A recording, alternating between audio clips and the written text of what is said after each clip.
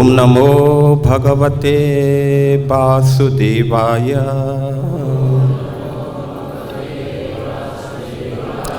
ओम नमो भगवते वासुदेवाय।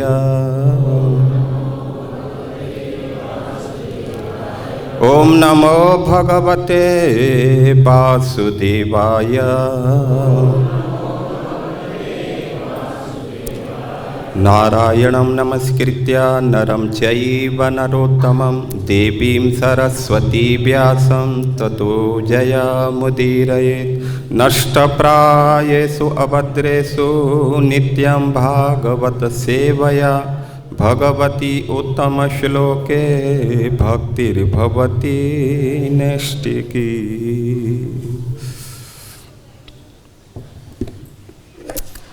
हरे कृष्णा। तो ग्रंथराज श्रीमद् भागवत से पठन स्कंद 7 अध्याय 4 और श्लोक संख्या 13।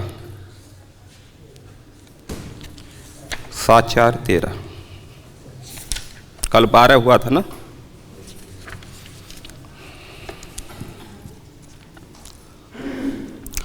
मतंग बोर्ड पे है ना। मतंग मत्त मधुनो रुगंधिना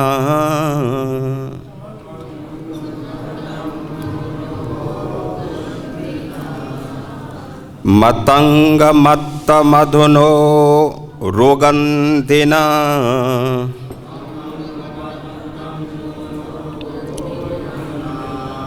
बिभ्रत्रताम्राक्ष अशेषधिष्णयपा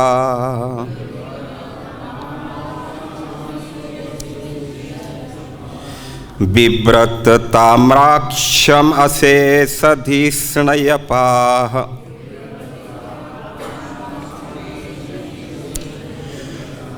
उपासतोपायन पाणिनि पाणिभिर्विना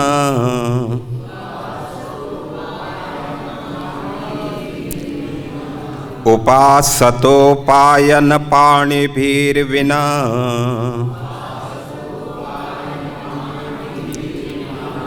त्रिभिस्तपो योग बलौजसां पदम्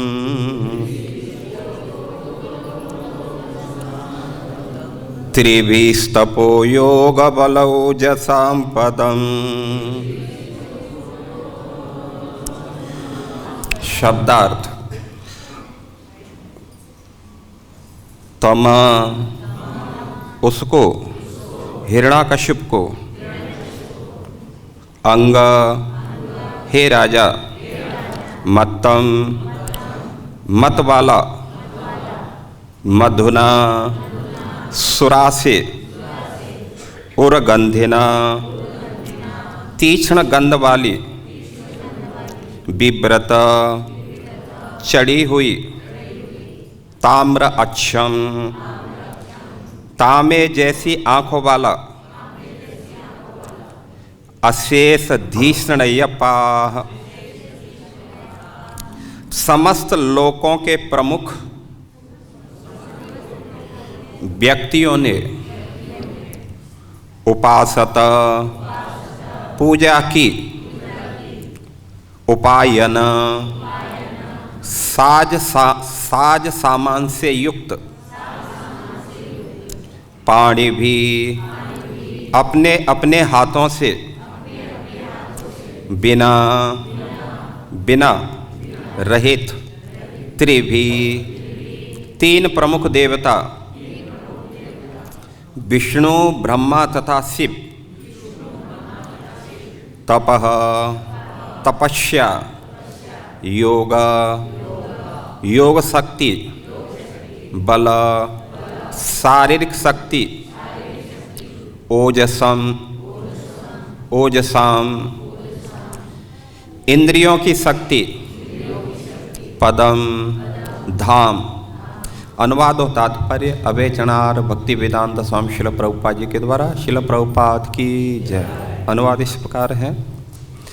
हे राजन, हिरण्याकश्यपु सदा ही तीक्ष्ण गंध वाली सुरा पिए रहता था, अतएव उसकी ताम्र जैसी लाल आंखें सदैव चढ़ी रहती थी।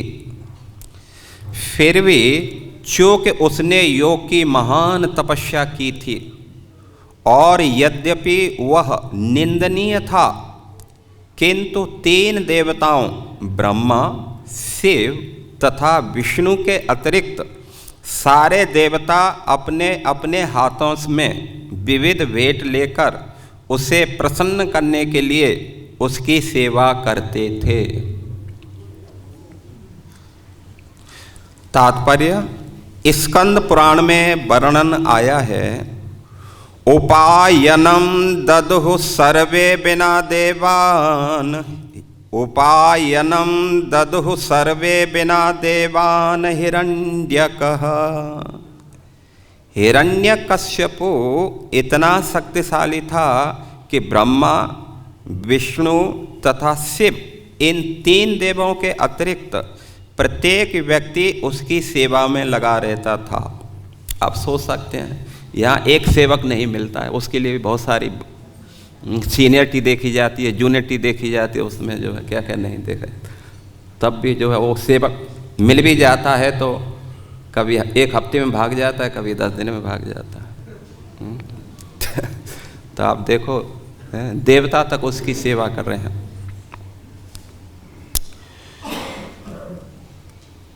मध्वाचार्य कहते हैं, आदित्या बसवो रुद्रा त्रिविधा ही सुरा यतः।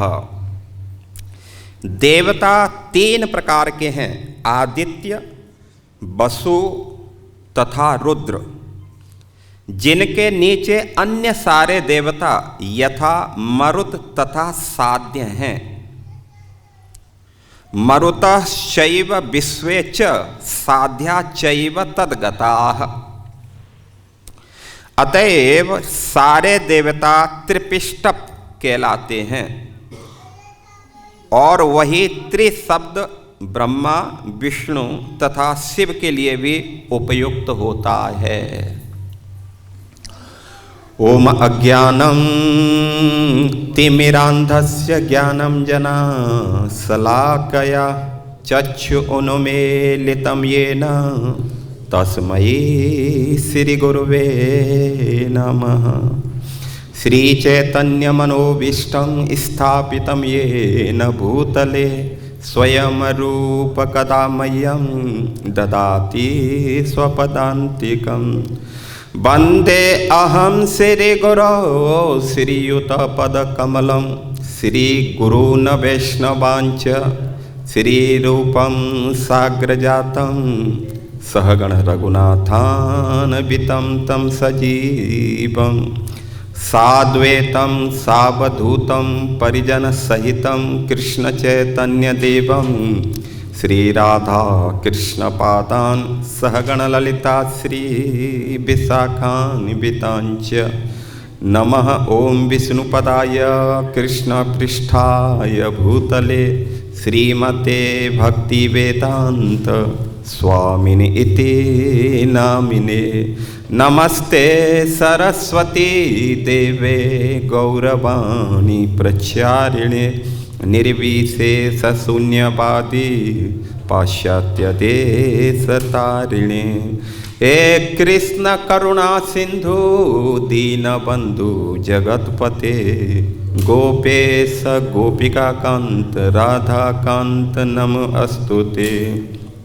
तप्त कांचन गौरांगी राधे वृंदावनेश्वरी वृषभानुसुते देवी प्रणमामि हरिप्रिये।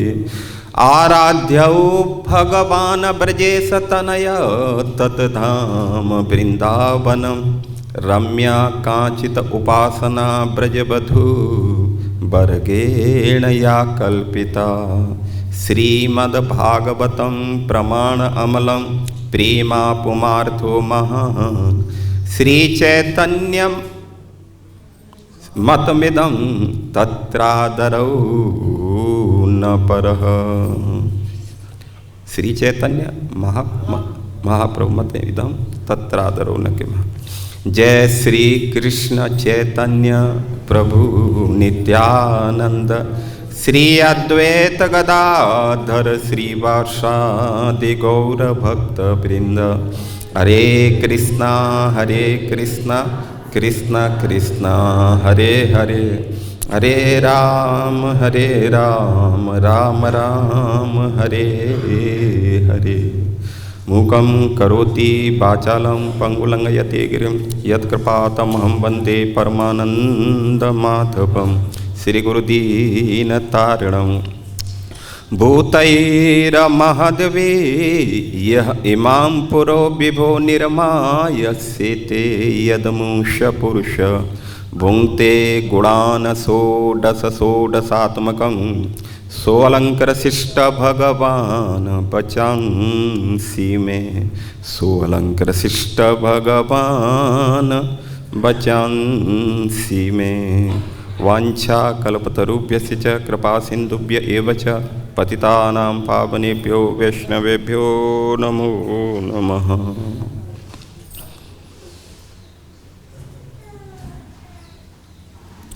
हरे कृष्णा। तो आप सभी का प्रातःकालीन श्रीमद् भागवत सत्र में हार्दिक स्वागत है। और आप सभी से हम प्रार्थना भी करते हैं कि इस वैष्णवों की जो संहिता है, शुद्ध वैष्णवों की जो संहिता है, इसके ऊपर कुछ बोलने के लिए आपसे आप सभी का जो है आशीर्वाद की हम भी कामना करते हैं, जिससे कुछ बोलने का हम दुस्साह कर सकें। तो ये जो प्रसंग चल रहा है आप सभी जानते हैं। किस किस के बीच में चल रहा है प्रसंग? युधिष्ठिर महाराज और नारद जी के बीच में चल रहा। क्योंकि शुरू में युधिष्ठिर महाराज की कुछ शंका पैदा हुई थी भगवान की समता में, और उन्होंने प्रश्न कर दिया था कि भगवान विषमता का भाव क्यों रखते हैं, असुरों को मारते हैं और भक्तों को प्रोटेक्शन देते हैं, सहायता करते हैं, उनकी रक्षा करते हैं। तो इसी का उत्तर देते हुए ये सारा प्रसंग जो है नारद जी उनको बता रहे हैं। तो यहाँ पर जो है स्पेशली जो प्रसंग चल रहा है, ये जो है हिरण्याकश्यपु, जब हिरण्याक्ष का वध हो गया तो उन्होंने अपने परिवार वालों को तो संतुष्ट कर दिया अपने उपदेशों से, प्रवचनों से, जैसे भी हो समझा करके, लेकिन स्वयं जो है असंतुष्ट ही बना रहा। इसलिए उसने संकल्प लिया कि मैं जब तक शांति से नहीं बैठूंगा तब तक अपने भाई का विष्णु से बदला नहीं ले लेता। इसलिए मेरे को क्या करना चाहिए, विष्णु से बदला लेने के लिए, क्यों कोई विष्णु कोई साधारण व्यक्ति तो है नहीं, इसलिए उससे बदला लेने के लिए क्या करना चाहिए, पहले कुछ शक्ति अर्जित करना चाहिए और फिर शक्ति अर्जित करके तपस्या के प्रभाव से शक्ति अर्जित करके फिर उससे बदला लिया जाएगा। तो असुर लोग तो इस बात को समझते हैं कि कुछ बड़ा काम करना है तो पहले हमें कुछ स्पेशल दान पुण्य करके, कुछ तपस्या करके करना चाहिए। लेकिन आजकल तो उससे भी ज़्यादा बहुत गिर चुके हैं कि कोई भी मतलब प्लान तो अच्छे कर लेते हैं कभी कभी, लेकिन अपनी क्षमता को बिल्कुल भी बढ़ाना नहीं चाहते। लेकिन हिरण्याकश्यप ने तपस्या किया देवताओं कितने वर्ष तक? देवताओं के 100 वर्ष तक उन्होंने जो है मद्राचल की घाटियों में जाकर के तपस्या किया बिना कुछ खाए पिए, और इस प्रकार उन्होंने ब्रह्मा जी से अजर और अमरता का वरदान भी प्राप्त कर लिया। भाई मेहनत करने से तो कुछ मिलेगा, जरूर मिलेगा। जब मेहनत ही नहीं करेंगे तो कहाँ से मिलेगा? है कि नहीं है? बोलो हरे कृष्णा हरे कृष्णा कृष्णा कृष्णा हरे हरे हरे राम राम राम हरे हरे। तो उन्होंने जो है अजर और अमरता का वरदान भी लगभग, क्योंकि पूर्ण रूप से तो नहीं कह सकते, क्योंकि इस संसार में पूर्ण रूप से तो कुछ भी कोई प्राप्त नहीं कर सकता। 100% तो कहीं कुछ है ही नहीं। बस भजन कर सकता है कोई, 100% भजन भी नहीं कर सकता। तो कुल मिलाकर के ये हुआ, तपस्या का जो उन्होंने जो शक्ति को जो हासिल किया था, उस शक्ति के प्रभाव से उसने क्या किया? स्वर्ग लोक को अपने अधीन कर लिया। हालांकि स्वर्ग लोक असुरों के लिए नहीं है। स्वर्ग लोक में कौन सी जीवात्माएं रहती हैं? पुण्य आत्माएं। वहां पापी जीवात्मा स्वर्ग में प्रवेश नहीं कर सकती। लेकिन तपस्या के बल से, शक्ति के प्रभाव से, ये शक्ति हर जगह काम आएगी, चाहे भौतिक क्षेत्र में हो या आध्यात्मिक क्षेत्र में। हर जगह बिना शक्ति के कुछ कर नहीं सकते। आने वाले समय में तो बहुत और ही मुश्किल हो जाएगा।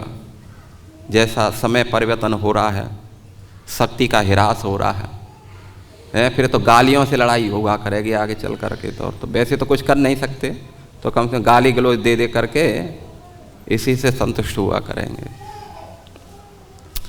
तो उसका प्रभाव क्या हुआ? उन्होंने स्वर्ग लोक पर अपना आधिपत्य जमा लिया।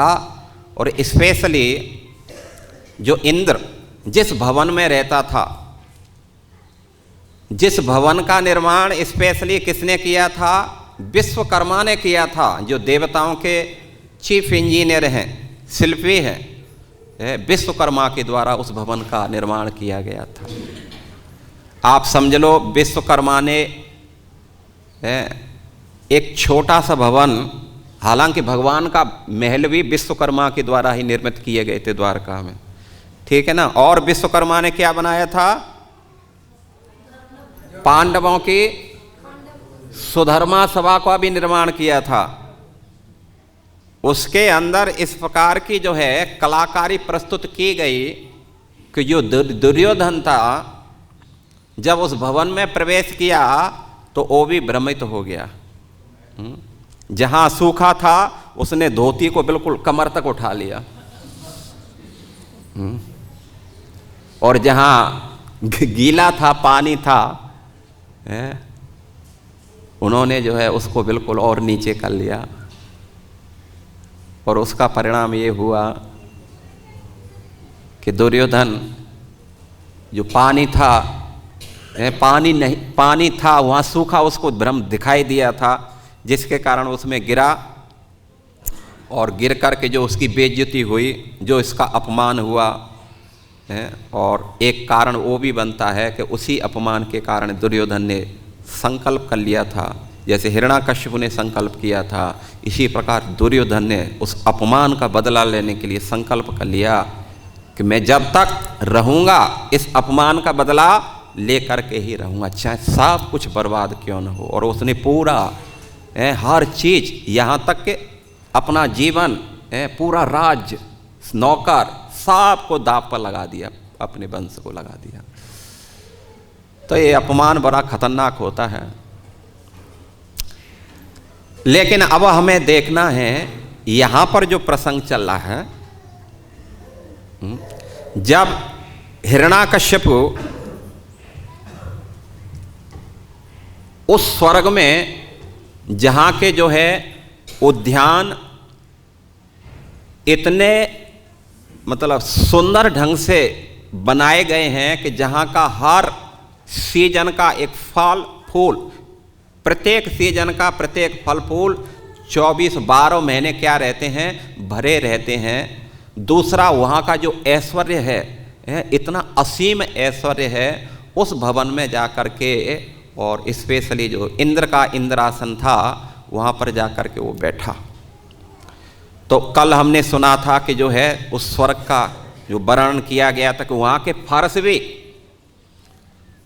वहाँ की जो दीवार तक वो भी क्या है, पन्ने, हीरे मणि माणिक्यों से जड़ी हुई थी, समझ लो। जब स्वर्ग की जो स्त्रियां जब चलती थी तो उनको शीशा लेकर के अपने मुख देखने की जरूरत नहीं पड़ती थी, उसी में उनका मुख चमचमाता रहता था। इस प्रकार का जो है एक ऐश्वर्य से असीम भरा हुआ था। लेकिन वहाँ जाकर के भी जो हिरण्याकश्यप था उसकी क्या स्थिति हुई, तो आज के श्लोक में बता रहे हैं कि तमंगमत्तं मधनो रुगंधिना बिव्रत ताम्राक्ष अशेष धीष्णपा तम अंगः मत्तं मधुना उरगंधिना। अर्थात हिरण्याकश्यप उस इतना सुंदर स्वर्गीय भवन को भी प्राप्त करके, और वो क्या किया, अंग हे राजा युधिष्ठिर, मत्तम मधुना उरगंधना। उरगंधना मतलब उस सुरा का पान किया उसने जो कैसी थी, तीक्ष्ण गंध वाली थी। उसके प्रभाव से क्या हुआ, वो मत्त था, बिल्कुल पागलपन जैसा दिखाई दे रहा था। और क्या हुआ, अक्षम, अच्छा, ताम्रक्षम अशेष धीष्णपा। ताम्र अक्षम, उसकी जो आंखें थी नशा के कारण कैसी हो गई थी, लाल लाल हो गई थी। एक बात ये शिक्षा तो ले लेना चाहिए, कहावत बोलते हैं, नीच न छोड़े नीचता है स्वभाव अति क्रूर। जो दुष्ट वृत्ति होते हैं वो कहीं भी रहें अपनी दुष्टता का त्याग नहीं करते हैं, है कि नहीं। अब हिरण्याकश्यप को इतना साफ सफाई मतलब महल मिले सुंदर, जहाँ जो है कोई बिल्कुल भी थोड़ा भी कुछ गंदगी नहीं, कलमश नहीं, लेकिन ऐसे स्थान में भी उन्होंने सुरा का पान किया। तो इससे सिद्ध होता है कि जो दुष्ट व्यक्ति होते हैं वो घर में है या मंदिर में, उससे कोई फर्क नहीं पड़ता है, वो सब जगह अपनी दुष्टता फैलाते ही रहते हैं। तो उन्होंने क्या किया, उस स्थान में भी जो है उन्होंने मदिरा का पान किया। और ये मदिरा कैसी थी, बिल्कुल उरुगंधिना, तीक्ष्ण गंध वाली थी।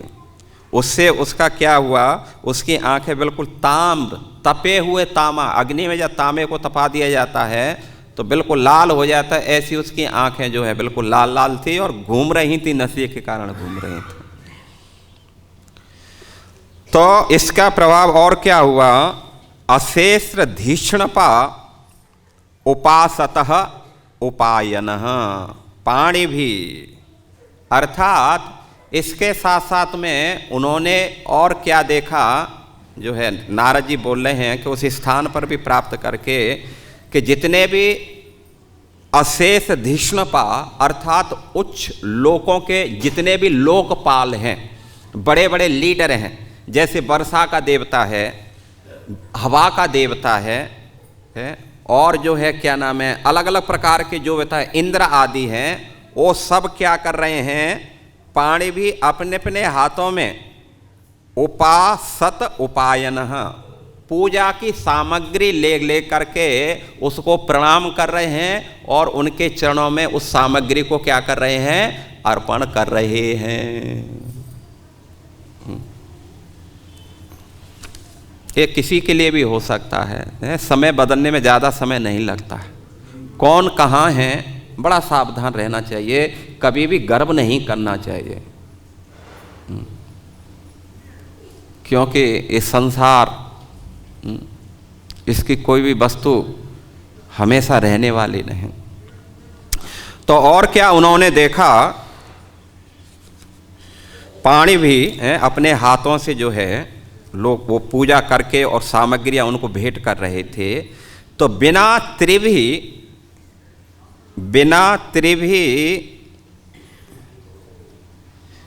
तपो योग बलो ओजसापतम, तो बोले कि उन्होंने वो शक्ति कहाँ से हासिल की थी? तो उन्होंने जो शक्ति हासिल की थी वो है तपस्या के द्वारा। तपस्या के द्वारा उन्होंने क्या किया था? योग, बड़ी बड़ी योगिक सिद्धियों को अर्जित कर लिया था।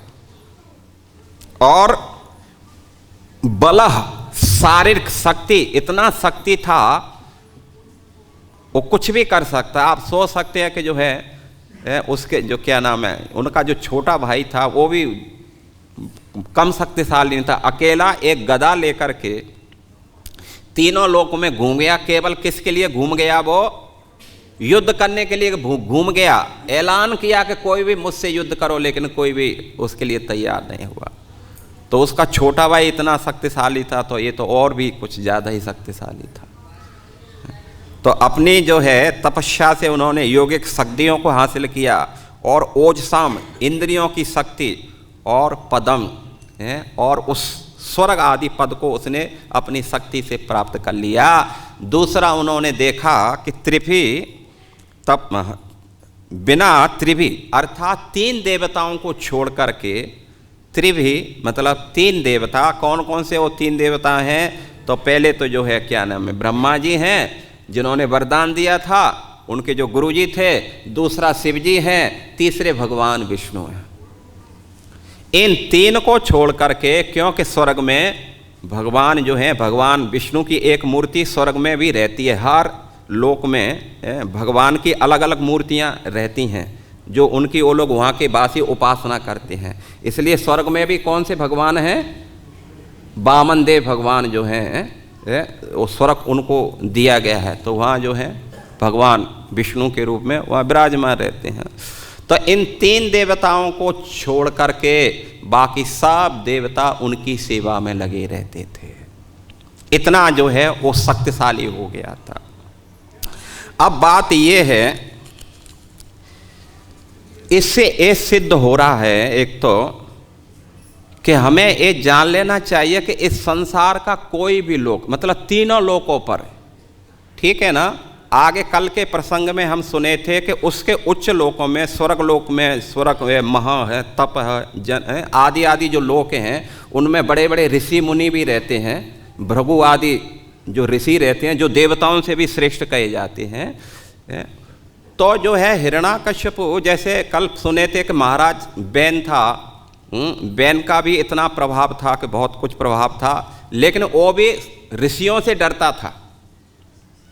ऋषियों से वो क्या करता था? उसको भय बना रहता था। लेकिन हिरण्याकश्यपु अपनी तपस्या के प्रभाव से, अपनी शक्तियों के प्रभाव से इतना बलशाली हो गया था, इतना निर्भय हो गया था कि ऋषियों का भी उसे कोई भी डर नहीं था। केवल तीन के अलावा उसको किसी का डर भी नहीं था। हरे कृष्णा। तो इतना जो है, जो स्वर्ग आदि लोक हैं, ये हमारा कहने का मतलब ये है कि हालांकि ये पुण्य लोक हैं, यहाँ पुण्यात्मा जाती हैं, और जहाँ पुण्यात्मा जाती हैं फिर वहाँ कष्ट नहीं रहना चाहिए, लेकिन वहाँ भी कष्ट देखा जाता है। वहाँ के व्यक्ति भी समस्याओं से जूझते रहते हैं। बस समस्याओं के प्रकार अलग अलग प्रकार के हैं। कहीं जो है खाने की समस्या है, तो कहीं पानी पीने की समस्या है, तो कहीं रहने की समस्या है, लेकिन समस्या सब जगह है। दीन कहें धनवान सुखी, धनवान कहें सुख राजा को भारी है। राजा कहे चक्रवर्ती सुखी, चक्रवर्ती कहे सुख इंद्र को भारी है। इंद्र कहे ब्रह्मा सुखी, ब्रह्मा कहे सुख शिव जी को भारी है। तुलसीदास विचार कहें भक्ति बिना सब जीव दुखारी हैं। तो कहीं भी चले जाओ तीनों लोकों में, बिना भजन के सारा संसार, तीनों लोक दुखारी हैं, तीनों लोकों में दुख भरा पड़ा हुआ है। इसलिए प्रभुपाद जी ने कहा है, एक तात्पर्य में बोलते हैं कि बिना कृष्ण भावनामृत के, यदि कोई कृष्ण भावना भावित रहने का प्रयास नहीं कर रहा है, उसमें आगे बढ़ने का प्रयास नहीं कर रहा है, वो संसार की बड़ी से बड़ी भी उपलब्धि क्यों ना हासिल कर ले, लेकिन जीवन में सुख नहीं मिल सकता। और हम लोग बस इसी के चक्कर में पड़े हुए, ये चाहिए वो चाहिए, लेकिन सिद्धांतों को समझो। और सिद्धांत 95% बिल्कुल परफेक्ट होते हैं। अपवाद स्वरूप कहीं कहीं सिद्धांत थोड़ा बहुत इधर उधर होते हैं, लेकिन बिल्कुल परफेक्ट सिद्धांत होते हैं। तो बिना भजन के जो है कितना भी हम कहीं भी क्यों ना पहुंच जाएं। एक बार मैं वो देख रहा था, इस संसार का सबसे रिचेस्ट जगह कौन सी है? जो धनिक, बोलो। न्यूयॉर्क में कोई प्लेस है, कोई स्थान है? कैलिफोर्निया है, कौन सा एक स्थान है जहां के सारे लोग इतने धनवान हैं कि जैसे दिल्ली में घर घर में गाड़ी रहती है, ऐसे वहां हर घर घर में क्या खड़ा हुआ है? प्लेन खड़ा हुआ है। हर घर घर में वहां प्लेन खड़ा हुआ है। जैसे हम गाड़ियों को गैरेज में रख देते हैं ना, ऐसे ही हर गैरेज के अंदर आपको उनका पर्सनल प्लेन खड़ा दिखाई देता है। सोचो, लेकिन क्या आप सोच सकते हैं वो सब सुखी हैं? नहीं है? हर जगह समस्या भरी पड़ी हुई है। तो इसलिए स्वर्ग में भी क्या क्या समस्या है, तो उनकी इंटरनल प्रॉब्लम भी चलती रहती है। वो क्या है, जैसे स्वर्ग में क्या होता है कि जो पुण्य करके जाते हैं, दो प्रकार के देवता स्वर्ग में वास करते हैं। एक पुण्य करके स्वर्ग लोक को प्राप्त करते हैं, एक शुरू से ही जब सृष्टि होती है या उनका जो है मन मंत्र चेंज होता है तो उनको स्थापित किया जाता है। तो शुरू से लेकर के अंत अर्थात मनु के जो 71 चतुर्युग जो शासन काल रहता है, उस पूरे शासन काल में वो देवता वहाँ बने रहते हैं। लेकिन जो पुण्यों के बल से जो है स्वर्ग को प्राप्त करते हैं, वो क्या करते हैं, बीच बीच में टपकते रहते हैं। जैसे वृक्ष पे कोई फल लग जाता है, पक जाता है, तो फिर अपने आप गिर जाता है। ऐसे पतंती अधः, फिर वो नीचे गिर पड़ते हैं, उनको फेंक दिया जाता है वहाँ। तो इसलिए एक समस्या यह है कि जो पुण्यों के प्रभाव से गए भी हैं, लेकिन क्षीणे पुण्य मृत्यु लोकम फिर उनको आता है। दूसरी जो है प्रॉब्लम वहाँ ये चलती है कि जो अधिक पुण्य करके जाता है उनको अधिक भोग दिए जाते हैं। और ये तो स्वाभाविक है भाई, सब जगह है। जो बड़े बड़े मैनेजर हैं उनको जो है गोविंदा में जो है उनका वो होता है, उनको चलता है। और हम जैसे साधारण भक्तों के लिए उधर जो है लाइन में लग करके होता है। ये तो सब जगह होता है।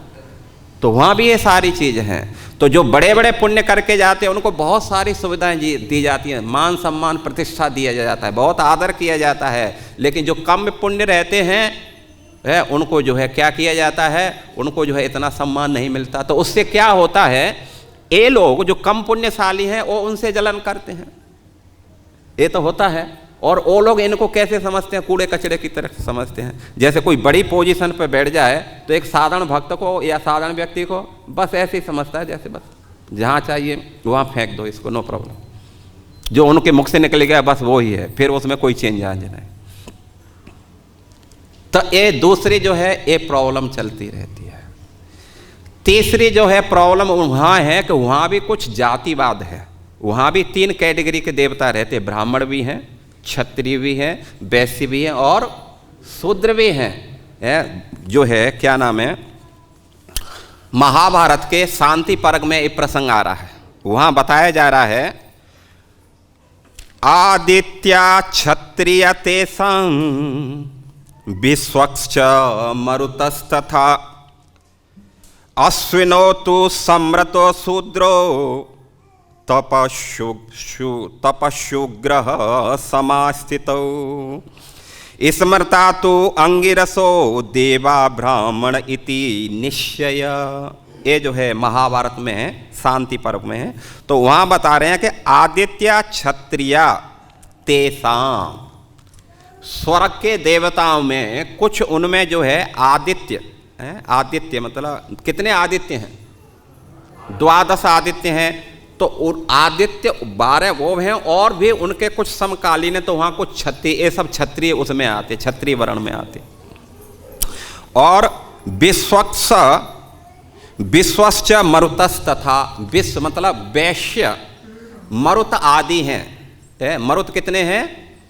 49 49 जो मरुत आदि हैं। तो कुछ देवता जो है मरुतों की कैटेगरी में जो हैं, वैश्य समाज से वो जो है उनको गिना जाता है। और अश्विनो तो स्मृतो शूद्रो, जो अश्विनी कुमार हैं उनको जो है शूद्र की कैटेगरी में रखा जाता है। तथा तो अग्रो समाश्रितौ स्मृतो अंगिरसौ देवा ब्राह्मण इति निश्चया। और आंगिरस आदि अर्थात वहाँ कुछ ऋषि भी जो रहते हैं, आंगिरस आदि वो भी देवताओं में ही गिने जाते हैं, वो ब्राह्मण कैटेगरी में आते हैं। इस प्रकार वहाँ ग्रेट भी हैं, जैसे यहाँ है वो वहाँ भी है।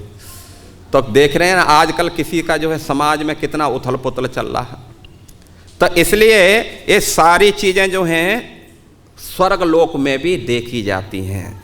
लेकिन हम ये बताना चाह रहे हैं कि हालांकि इतने मतलब स्वर्ग लोक कोई साधारण लोक नहीं। कल हम उनके जो है सुखों के बारे में सुन रहे थे, कई प्रकार के हैं। तो हजार मतलब सैकड़ों सैकड़ों गुना उनका जो है सुख बढ़ता ही जाता है। एक के ऊपर जो भूव स्व मह जन तप सत्य, उनके स्वर्ग भी तारतम्यता रहती है, उनका बढ़ता जाता है। लेकिन हालांकि हर युगों युगों में बड़े बड़े असुरों ने उस स्वर्ग लोक को क्या किया है? अपने अधिकार में किया है। जैसे सतयुग में जो है अधिकार में किया था, क्या ना, हिरण्याकश्यप ने अधिकार में कर लिया था। त्रेता युग में रावण ने अपने अधिकार में किया था स्वर्गलोक को। त्रेता युग के बारे में भी सुनते हैं, जो है रावण इतना शक्तिशाली हो गया था कि सारे देवता आकर के जो है उनको नाच गान उनका मनोरंजन किया करते थे, उनके घर में झाड़ू पोंछा किया करते थे। यहाँ तक तो जो है रावण ने काल को क्या किया था? काल को अपने पलंग से जो है पाए से बांध करके रखा था। सोचो इतना शक्ति से काल भी उसके बस में हो गया था। लेकिन इसके ऊपर एक मतलब एक कहावत बोलते हैं कि द्रौपदी मंदोदरी को जब ये मालूम चला कि हमारे पतिदेव ने काल को भी बंधक बना लिया है, तो मंदोदरी बहुत खिन्न हो गई। जब खिन्न हो गई तो रावण ने पूछा, अरे तू क्यों खिन्न है? देखा नहीं मैंने जो है काल को भी अपने पाटी से बांध करके रखा है, ये भी मेरे अलावा कुछ नहीं कर सकता। तब जो है मंदोदरी ने कहा था कि स्वामी आप नहीं जानते, लेकिन मैं समझ रही हूँ। मैंने जो समझा है मैं आपको स्पष्ट करना चाहती हूँ कि अभी तक तो मैं जानती थी कि आपकी मृत्यु नहीं है, आप बिल्कुल सेफ हैं, आपको कोई नहीं मार सकता। लेकिन आज मेरे को मालूम चला कि अब आपकी मृत्यु बिल्कुल नजदीक आ चुकी है। अब आप जिंदे रहने वाले नहीं हैं। तो रावण भी इतना शक्तिशाली हुआ, ठीक है ना। उसके बाद में द्वापर युग आया तो जो है क्या नाम है आपका, कंस भी बहुत शक्तिशाली बना। आप समझ रहे हैं ना। कृष्ण का इतना अत्याचार हो गया था कि सब देवता मिलकर के क्षीर सागर पर, सब देवता मिलकर के क्षीर सागर पर गए थे और भगवान से प्रार्थना किया था, तत्र गत्वा जगन्नाथ देव देवम वृषाकपे पुरुष सूक्तेन उपतस्ते समाहितः। तत्र गत्वा जगन्नाथ देव देव वृषाकपि, हे वृषाकपि, अर्थात आप इस संसार का सृजन करते हैं, पालन करने वाले हैं। हे जगन्नाथ, आप जगत के स्वामी हैं, मालिक हैं। आप क्या करो, हमारी रक्षा करो। तो देवता भी जो है भगवान से प्रार्थना किए थे। तो इसका मतलब है कि कंस भी पावरफुल नहीं था, और भी बहुत सारे हुए हैं जिसका जो है क्या भौमासुर था, उन्होंने जो है पूरे इंद्र को, अपने पूरे स्वर्ग को बस में कर लिया था, इंद्र का इंद्रासन ले लिया था, और क्या नाम है वरुण के छत्र ले लिया था, जिस छत्र से फुहारे निकलते रहते थे, गर्मी नहीं लगती थी, बिल्कुल पानी टपकता रहता था फुहारों के रूप में।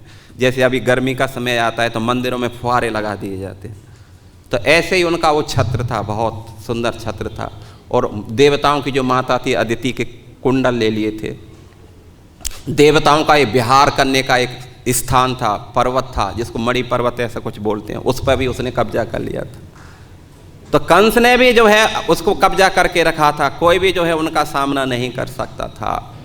और इस प्रकार जो है कलयुग में भी बहुत सारे असुर हो गए हैं, लेकिन वो असुर तो पहचान में आते थे, लेकिन कलयुग के असुर बहुत खतरनाक हैं, उनसे भी खतरनाक हैं, क्योंकि ये पहचान में नहीं आते, है कि नहीं। कलयुग में जो है साधु की ड्रेस में भी क्या नाम है, अभी आसाराम बापू जैसे हुए, मुरारी बापू हुआ, जैसे मुरारी बापू जो है कथा में इल्ला मतलब लीला लीला कुछ ऐसे कीर्तन कराता है। आप सब जानते हैं, देखे होंगे शायद, ऐसा तो कोई नहीं है जो नहीं देखता हो। ऐसा नहीं कि मैं ही अकेला वो यूट्यूब देखता हूँ, आप ही सब देखते होंगे, है कि नहीं। तो कलयुग में आप देख सकते हैं, कोई बोलता है जो है कि शराब पीने से क्या नुकसान थोड़ी है, वो भी एक नशा है, भजन करने का नशा है, वो भी एक नशा है, अच्छी बात है, पीना चाहिए, कभी कभी पीना चाहिए। और अल्लाह अल्लाह बोलने से और राम राम बोलने से कोई ज़्यादा फर्क तो नहीं पड़ता है, अल्लाह अल्लाह भी कभी बोलना चाहिए, वो भी बोल सकते हैं। तो हर युग युग में समस्याएं बढ़ी पड़ी हैं, लेकिन जो हम कहना ये चाह रहे हैं कि उनको जो बल दिया अपनी शक्ति से, तपस्या के बल से, अजरता अमरता ऐश्वर्य का वरदान प्राप्त कर चुके हैं, और बड़ी बड़ी पोस्टों को, बड़े बड़े पदवियों को उन्होंने लोगों को अपने अधिकार में कर लिया है। लेकिन जब ये लोग अपने उस पद का अभिमान करते हैं और साधुओं को, देवताओं को, भक्तों को जब ये कष्ट पहुंचाते हैं, उसी समय इनका विनाश निश्चित हो जाता है। इसलिए तो सुखदेव गोस्वामी ने कहा कि राजन, हालांकि इन लोगों ने जो है इतने बड़े बड़े पदों को प्राप्त किया है, लेकिन तई वै रजः प्रकटय तमसा शूद्र चेतसः सताम विद्वसम आचरेत आरात आगत मृत्युवः। सुखदेव गोस्वामी बोलते हैं कि हे राजन परीक्षित, ये जो है प्रसंग लिया था हमने, जो है ये श्लोक लिया था कंस के जो है उसमें से लिया था। तो ऐसे जो लोग हैं, तय वै रजः प्रकटः तमसा मूढ़ चेतसा, ऐसे मूर्ख, ऐसे तमोगुणी जो रजोगुण तमोगुण से विष्ट हैं, सताम विद्वसम आचरेत, जब भक्तों से द्वेष करते हैं, भक्तों को कष्ट देते हैं, तो आरातः आगतः मृत्यु, उनका विनाश निश्चित हो जाता है, उनकी मृत्यु निश्चित हो जाती है। तो क्या हम समझ पा रहे हैं? तो ये समझ पा रहे हैं कि पोजीशन का कभी भी हमें दुरुपयोग नहीं करना चाहिए। यदि पोजीशन का हम दुरुपयोग करेंगे तो 100% गारंटी है हमें समस्या का बहुत बड़ा जो है सामना करना पड़ सकता है। इसलिए भगवान ने गीता में कहा है, भगवान ने कहा है, ये एतद अभिसूयन्त न अनुतिष्ठन्ति मे मतम सर्व ज्ञान विमूढ़ान तान विद्धि नष्टान अचेतसः। ये तो एतद अभिसूयन्त, जो लोग ईर्षा के वशीभूत होकर के, जो गर्व से आवृष्ट होकर के, न अनुतिष्ठन्ति मे मतम, मेरे आदेश का पालन नहीं करते हैं, शास्त्रों को नहीं मानते हैं, भक्तों की निंदा करते हैं, सर्व ज्ञान विमूढ़ान, वो चाहे कितना भी बलशाली हो, बुद्धिशाली हो, ऐश्वर्यशाली हो, शक्तिशाली हो, लेकिन तान विद्धि नष्टान अचेतसः, ऐसा मूर्ख बहुत जल्दी ही नष्ट हो जाता है। ये है। गर्गाचार्य ने भी जब नंद महाराज के यहाँ आए थे गोकुल में नामकरण संस्कार करने के लिए, जब उन्होंने बलराम का पहले नामकरण किया, जब कृष्ण का नामकरण करने के लिए जा रहे थे, तो कुछ समय गर्गाचार्य जी समाधि में चले गए थे। उस बच्चे को देख करके समाधिस्थ हो गए थे। और इसके बाद में जब उन्होंने होश संभाला तो उनका नामकरण संस्कार किया और उन्होंने भविष्यवाणी की थी। क्या भविष्यवाणी की? उन्होंने कहा था, यह एतस्मिन् महाभागा प्रीति कुर्वन्ति मानवा न अरयो अभिभवन्ति एतान विष्णु पक्षान एव असुरा। यह एतत् अस्मिन् महाभागा प्रीति कुर्वन्ति मानवा। हे महाभागा, हे महाभाग नंद महाराज जी, जो आपके बच्चे से प्रीति करेगा, जो प्रेम करेगा, न अरयो अभिभवंती, उसका शत्रु कुछ भी बिगाड़ नहीं सकते हैं। जो तुम्हारे बच्चे से प्रेम करेगा, संसार का कोई भी शत्रु उसका बाल बांका नहीं कर सकता। ये उसकी उसी प्रकार रक्षा करेगा जैसे विष्णु पक्षन इव असुरा। जैसे भगवान विष्णु देवताओं का पक्ष लेकर के असुरों का वध करते हैं, ऐसे ही बच्चा जो है उसी प्रकार अपने भक्तों की सुरक्षा करेगा। इसलिए सिद्धांत क्या है? सिद्धांत ये है भाई, जैसे लोचनदास ठाकुर ने गाया है। लोचनदास ठाकुर बोलते हैं, आपन कर्म भुंजाए समन कहे लोचनदास। लोचनदास बोलते हैं, 1 मिनट में मैं समाप्त करता हूं, कि आपना कर्म भुंजाए समन। भाई हमें अपने कर्मों को खत्म कर लेना चाहिए, न कि कर्मों को और बढ़ाना चाहिए, बढ़ाने का प्रयास करना चाहिए। क्योंकि कर्म की जो श्रृंखला है, कर्मों के कारण ही हमें इस संसार के अंदर अच्छी और बुरी गति प्राप्त होती हैं। इसलिए क्या करो, एक अपने कर्मों को भुंजाए समन। जैसा भी सुख है, दुख है, जैसी भी परिस्थिति होती है, सम रह करके और उसका भोग कर लेना चाहिए। इसलिए नरोत्तम दास ठाकुर ने गाया है, श्री कृष्ण चैतन्य प्रभु दया करो मोरे, तुम बिना के दयालु जगत संसारे। हे श्री चैतन्य महाप्रभु, आप मेरे ऊपर दया करो, क्योंकि इन तीनों लोकों में आपसे बढ़कर के और कोई दयालु नहीं है। हाँ हाँ प्रभु नित्यानंद प्रेमानंद सुखी, कृपा अवलोकन करो आमी बड़ा दुखी। कृपा करो हे प्रभु, मैं संसार में बहुत दुखी हूँ। कुलशेखर क्या बोलते हैं? इसी बात को बोलते हैं। कुलशेखर ने जो है गाया है, कृष्ण त्वदीय पद पंकज पंकरांजं अध्यैव में विसतु मानस राजहंस, प्राण प्रयाण समय कफ वात पित्त कंठावरोधम स्मरणम कुतस्ते। राजा कुलशेखर बोले हैं कि हे प्रभु मेरे प्राण अभी निकल जाए। कृष्णा त्वदीय पद पंकज पंकज रांतम, ये मेरे जो प्राण हैं, क्योंकि अभी निकलने से क्या हुआ, क्योंकि अभी अभी तो मैं जो है भागवत कथा सुन रहा हूँ, कम से कम मैंने मंगल आरती भी अटेंड की, जब भी किया तो थोड़ा बहुत चेतना मेरी ठीक ठाक है। लेकिन आगे आएगा जो समय आएगा, कफ बात पित्त ही कंठावरोधम, कफ बात पित्त नाना प्रकार के रोग जब मेरे को ग्रसित कर लेंगे, मेरा कंठ जब अवरोध हो जाएगा तो स्मरण कुतस्ते, फिर भाई आपका स्मरण कहाँ से होगा? फिर तो जो है कष्ट ही जो है कराना ही होगा, कष्ट का ही स्मरण होगा और रोगों का स्मरण होगा, आपका स्मरण नहीं होगा। इसलिए प्रभु सिद्धांत के रूप में प्रभुपाद जी ने कहा है, इस संसार के जो वरदान हैं वास्तव में वरदान नहीं हैं, वो साप बन जाते हैं। इसलिए हमें इस संसार के ज़्यादा ऑपुलेंसों को, इस संसार की बहुत बड़ी बड़ी पदवियों को लेने के लिए अथक प्रयास करने की जरूरत नहीं है। जहां है वहीं रहो, क्योंकि इस संसार की बड़ी बड़ी पदवियों को प्राप्त करने के लिए हमें बहुत मेहनत भी बहुत करनी पड़ती है। कोई भी चीज़ है इतना आसानी से नहीं मिलती है, मेहनत भी बहुत करनी पड़ेगी, लेकिन साथ साथ में मिल भी जाती है तो उसको बनाने के लिए भी एक लंबे समय तक चलाने के लिए भी बहुत संघर्ष करना होता है, और अंत में वो हमारे लिए साप बन जाता है, वरदान नहीं रहता।